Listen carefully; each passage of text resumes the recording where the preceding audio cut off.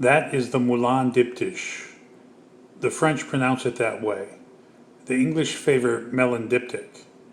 I will use the French pronunciation out of respect for this magnificent French artwork and this magnificent French artist. The first time I saw this pair of paintings, my initial reaction was to tilt my head to the side like a dog trying to understand mathematics. Who is that lady? Why was she painted like that?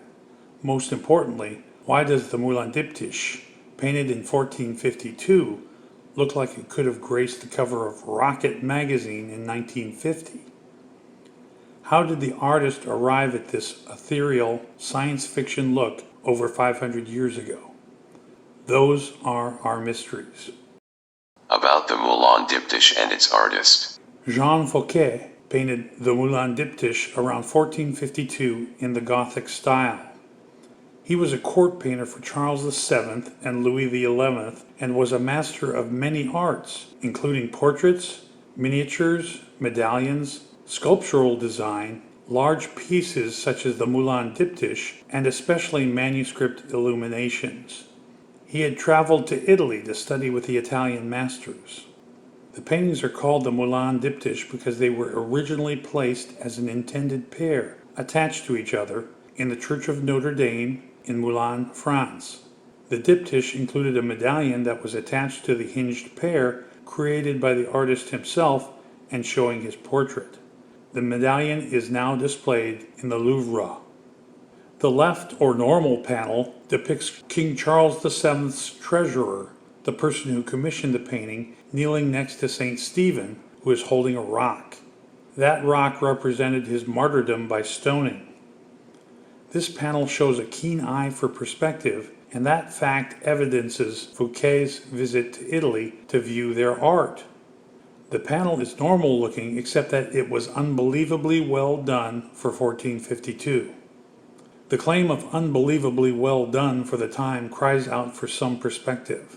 Jean Fouquet painted the Melun Diptych the same year that Leonardo da Vinci was born and 25 years before Michelangelo's birth. They had just started construction on Machu Picchu, and Galileo's first discovery would occur about 130 years later. That left panel is almost unbelievable. The right panel mocks the believable. The right panel depicts the Madonna and Child surrounded by brightly colored red and blue cherubim. Wikipedia describes the Madonna and Child as pale, but I think it's more than that. We'll get into that later. Some say the colors of red, white, and blue were meant to represent the heraldic colors of the king. As for the Virgin, it, quote, is believed to be an idealized portrait of Agnes Sorel, mistress of King Charles VII, who died 2 years earlier. Sorel was considered by many at the times to be the most beautiful woman in the world, and therefore an obvious choice to model the Virgin, end quote. Others suggest that the Virgin might have been modeled after the patron's wife, Catherine Boudet, as the diptych was hung near her tomb. Both of these ladies died at an early age and around the same time, shortly before Fouquet painted the Melun Diptych. Still, others claim that there may be a missing painting, making the entire threesome a triptych. That is a minority opinion. Is it proof that Earth was visited by aliens? Some people believe that our planet has already been visited by aliens. They look for proof wherever they can find it. Here is our artist's conception of the possibly missing panel of the Melun triptych. The image on the right is actually the work of science fiction Hall of Famer Frank R. Paul. Like an answer to an SAT question, when they give you 2 examples in a progression and ask you to fill in the blank with the most likely third item, what I came up with was alien fantasy. Could that possibly be true? No. But it's fun to speculate, isn't it? We took this brief but fun detour to highlight the otherworldly appearance of the paintings. Now let's get back to the investigation. Does it look like other Madonna and Child paintings from that era? No, not really. That would be the simple answer to our mystery. But thanks to the Google, I've looked at over 1,000 paintings of the Madonna and Child from the 13th to the 16th century to find something, anything similar. An exemplar or a precursor may exist or may have existed, but I haven't found it. This may be the closest in terms of subject, ability, and elan. That's the Melun Diptych, and it was painted by an unknown artist around 1395. Nobody in it appears to be made of marble, but it does have some Gothic as well as otherworldly attributes, including the bizarre background and the brightly colored angels. Italian master Piero della Francesca painted the Holy as especially white-colored in his Baptism of Christ, circa 1445 to 1460. His Madonna della Misericordia, painted in 1448, is an otherworldly giant. In his travels in Italy, Fouquet was believed to have met with Piero della Francesca, and that could explain the very pale-skinned holy images. In my search, having looked at a lot of ugly baby Jesuses from the Byzantine to the Baroque, this is as close as I've come to the Melun Diptych. The Melun Diptych and della Francesca's paintings each have attributes that can be found in the Melun Diptych, but their wholes do not equal the futuristic final impression that Jean Fouquet was able to render. So what was Jean Fouquet doing? Could the artist have painted, or been inspired by, a marble statue? That's what I believed when I first saw the right panel of the diptych. There are marble statues of the Madonna and Child that look similar to the Melun Diptych, at least in terms of color and texture. Let me give you some examples. That is Michelangelo's work on the left, Regnault's Madonna and Child in the center, and the Melun Diptych on the right, after I've removed all of the background noise and color. As additional evidence of this, look at the left or normal panel of the diptych. You can see that the artist is very skilled and could paint human-like skin, showing appropriate coloration and texture if he desired that effect. The Silver Surfer did not exist, at least in our reality, back in 1452. Robert Baldwin is a professor of art history at Connecticut College. He published a commentary about Fouquet's Melun Diptych on the internet, which included these remarks. Quote, Fouquet also applied an early Renaissance hyper-three-dimensionality to the figures, throne, jewels in the Gothic panel. Instead of angel silhouettes forming a flattened, otherworldly background, Fouquet's red and blue cherubim stand out with sharply delineated volumes, more like polished marble. In this way, he remade the disembodied forms of late medieval visionary art into a Renaissance visual experience grounded in a tangible physical reality. I think the professor is fishing in the right pond. During my research, I came across the best evidence of this proposition. The tomb of Agnes Sorel includes a marble sculpture. Is it her? Does she look familiar? Not only do we have a marble likeness of our Melun Diptych as far as texture and color, but a match in terms of facial features, including the heavy-lidded eyes, the high and rather large forehead, the largish nose, and the chin. The tomb sculpture even includes a beaded crown with the same ringlet or frontlet underneath and to the front. But can we be sure the sculpture is that of Agnes Sorel? Yes, we can. In 2005, the European Synchrotron Radiation Facility, a massive research complex with large-scale radiation equipment and other imagery and testing devices, announced that they had arrived at some interesting findings in the case of that sculpture. Using their high-tech imaging devices, they were able to superimpose the skull fragments of Agnes Sorel over the sculpture. They matched. Thus, Agnes Sorel looked like that sculpture, and that sculpture looks like the Melun Diptych. It should be noted that marble will change color through the years. What we see today might not be the glossy finished product that existed when it was sculpted.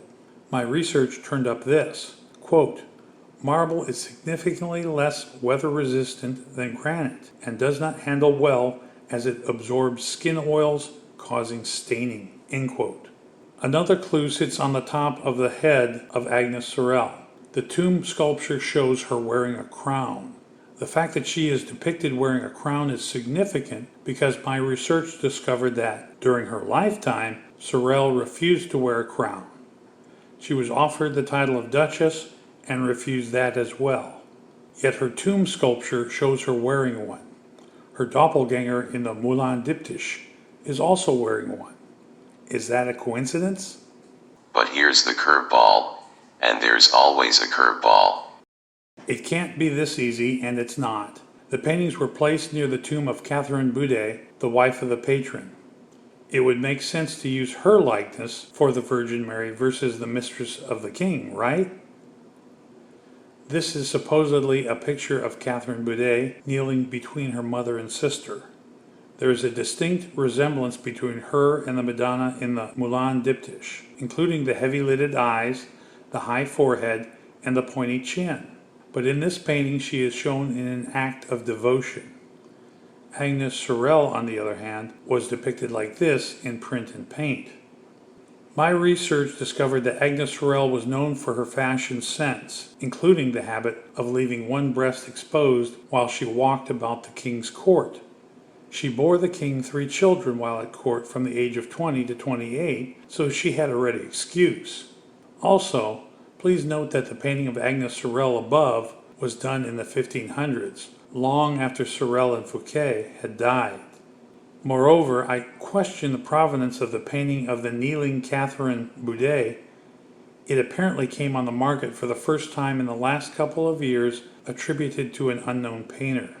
It was supposedly owned by a French family which wanted to remain anonymous.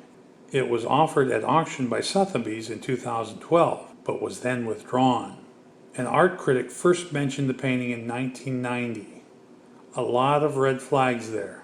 Finally, a painter unfamiliar with Catherine Boudet's appearance would find it easier to copy the likeness from the Melun Diptych, as that painting was near her tomb. Would it be Christianly? The psychology, I believe, favors Agnes Sorel as the model for Fouquet's Virgin versus Catherine Boudet. While it was fashionable to have your picture painted standing next to the martyred saints in front of the Virgin, would it have been Christianly to have your likeness used for the Madonna that would adorn your own tomb? Doesn't that seem a bit presumptuous to you? Other royal figures, even mistresses, had their faces used as models for Mary, but those paintings weren't destined to hang next to the tombs of the models. Professor Robert Baldwin would add a bit of caution here. He notes that pinpointing Agnes Sorel as the model for the Virgin in the Melun Diptych is, quote, speculation, as no visual or documentary evidence proves or disproves this assertion, end quote. He observes that Catherine Boudet is a candidate according to some scholars. Yet the professor does acknowledge that it is an open question. He does seem to lean in favor of Agnes Sorel. A conversation with Professor Baldwin. I contacted Professor Baldwin, and he proved to be as knowledgeable as he was generous with his time. In our conversation, the professor noted that it was not surprising to find the Virgin in tombs, as she protects Christians, while Christ was usually seen in last judgments, sending people to hell. He also noted that painting a woman as the Virgin was the highest tribute one could pay to her. Marble versus snow. Professor Baldwin introduced me to The Romance of the Rose, which was, quote, the number 1 or 2 book in the late Middle Ages, end quote, possibly only behind the Bible. The book was a courtly encyclopedia, and it prescribed that snow white was the color of beauty, not so much marmoreal white. Quote, ancient Greek vases showed women as white figures, men as black, end quote. The professor went on to note, quote, while the marmoreal whiteness of Fouquet's Madonna may have been partially inspired by the tomb statue of Sorel, her smooth white features make more sense as a conventional metaphor for the beauty of the courtly lady, which was routinely praised for its snow white, swan white, and marble white complexion in late medieval and Renaissance literature. In this sense, Fouquet's Madonna/Sorel is so white not because the artist slavishly copied a statue, but because he deployed conventional metaphor for aesthetic, moral, and spiritual perfection.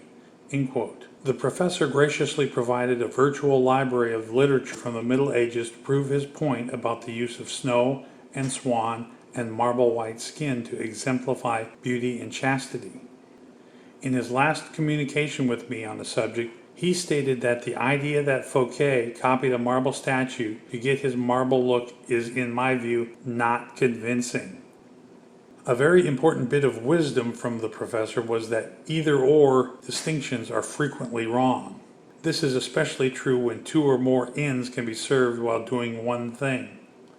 I believe that Fouquet was inspired by the marble statue of Agnes Sorel in painting his Virgin, that he wanted to show beauty, and that he wanted to render an ethereal look. I have put the images side by side and will let you decide. Remember this as well, Fouquet was a true Renaissance man. Among his many obvious talents was sculptural design. What looks sci-fi to us today was just fashion back then. It is true that the puffy shirts of St. Stephen and the Patron were fashionable at the time. Also, being a pale beauty was desirable, and women, for some reason, plucked their forehead hair to give themselves more forehead. It is also quite likely that the ringlet underneath the Virgin's crown is a frontlet used to hold the crown on her head. Fouquet's Madonna appears to have full lips, but he has painted her with lipstick covering only a part of them. This gives the Virgin what looks like rosebud lips. Was this also fashionable at the time? But there's pale and then there's marble. These are marble-colored immortals. Moreover, although the other fashion statements do tend to show a futuristic look, even if they did not exist in the painting, it would still seem otherworldly. In other words, the stylish French fashion of the day does play a role, but doesn't come close to explaining what we see.